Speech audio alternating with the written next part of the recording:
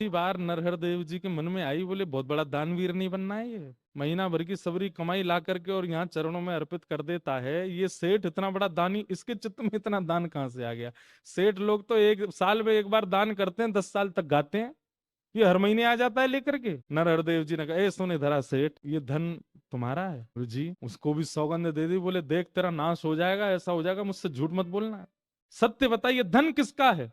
जो भी कुछ चढ़ाते हैं सब इकट्ठी करके मेरे हाथ भिजवा देते हैं।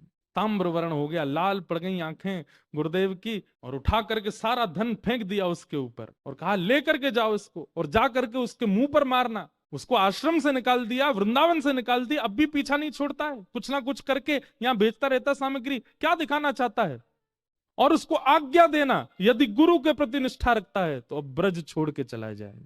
सेठ जी वापस गए और रसिक देव जी के चरणों में वह दक्षिणा अर्पित कर दी। बोले कि गुरुदेव बहुत नाराज हो गए, आज उन्हें पता चल गया कि आप सेवा भेजते हैं, और उन्होंने आज्ञा की है कि आज सूर्यास्त होने से पहले पहले ब्रज छोड़ के चले जाओ।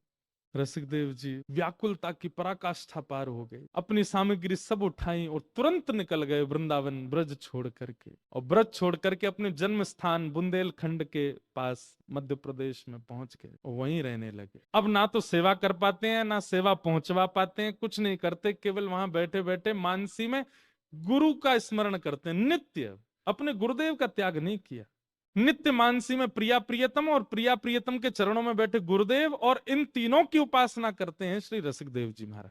अब तो वर्षों बीत गए, वृंदावन देखा भी नहीं रसिक देव जी ने। कुछ वर्ष बाद श्री नरहर देव जी बुंदेलखंड यात्रा पर गए, और जैसे ही बुंदेलखंड यात्रा पर गए तो पूरे बुंदेलखंड के वैष्णव समाज इकट्ठा हो गया, सबने खूब स्वागत किया। इतने बड़े रसिक संत आए हैं वृंदावन से। कुछ लोगों ने जाकर के श्री रसिक देव जी से कहा, बोले आपके गुरुजी आए हैं बुंदेलखंड, आप वृंदावन नहीं जा सकते, आपको अधिकार नहीं है, कम से कम यहाँ उनका दर्शन कर लीजिए, वो नगर भ्रमण पर निकले हैं, आप बाहर आ जाइए ना, हम लेके चलते हैं, आप दूर खड़े होकर ओट में से दर्शन कर लेना। रसिक देव जी रोने लगे, हाथ पांव चलाने लगे, बोले मेरा मन तो बहुत है कि मैं गुरुदेव को एक बार देख लूं, लेकिन मुझे भय इस बात का, कहीं उन्होंने मुझे देख लिया तो वो प्रसन्न मुद्रा में होंगे, हंस रहे होंगे, कहीं मुझे देख करके उदास ना हो जाएं, दुखी ना हो जाएं, मेरे मुख से कहीं उनके चित्त पर मलिनता ना आ जाए। सुनो, तुम जाओ और गुरुदेव को देखना, उनकी रूप माधुरी का दर्शन करना, और उनके नेत्र कैसे लग रहे हैं, नासिका कैसी, कान कैसे, चरण कैसे, और जो वो चल के चले जाएं उनकी रज ले आना। ऐसी गुरु निष्ठा कि केवल सुन लीजिए, आज तो देखने में मिल भी नहीं सकती। हम जब जाते हैं तो सब हमको प्रणाम करते हैं, जय श्री कृष्ण करते हैं, वहां जाते हैं सब वैष्णव खड़े हो गए, कोई कुछ लाते हैं, कुछ इतना सब स्नेह देते हैं, पर